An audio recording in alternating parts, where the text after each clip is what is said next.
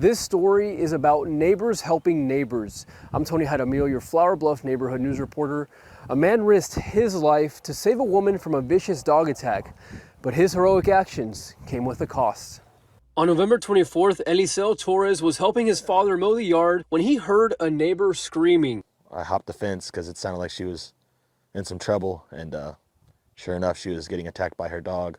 Torres paints a picture of what he saw. She's on the ground. She's laying down on the ground, and the dog is pulling her by her head. Like by her hair? By her hair, and then it lets go of her hair and then bites her head again. That's where Torres stepped in. I got a hold of the dog, got her by the leash.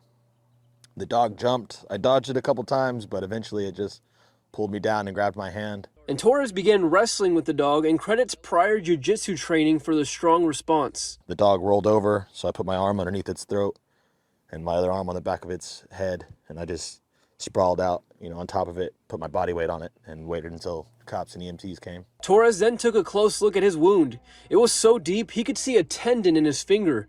He shared these photos with us, but they were too graphic, so we've blurred them. Torres says the dog died after an attempt to sedate it. So what caused the dog to attack its owner? Apparently a stray cat. The dog went after a stray cat, and the dog tried to get it. The lady stopped the dog from attacking, obviously, and the dog turned on its owner. The person who owned the dog is his father's neighbor. Torres didn't want to press charges. Although Torres was forgiving, this injury has left him temporarily out of work. However, he says the community has rallied behind him in a big way. We do have a GoFundMe set up, and it is done phenomenal, honestly. I truly thank everyone who has donated or shared. It means a lot coming from the bottom of my heart.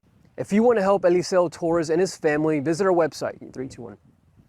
If you want to help Eliseo Torres and his family, you can visit our website, christv.com. From Flower Bluff, I'm your neighborhood news reporter, Tony Jaramillo, Chris 6 News.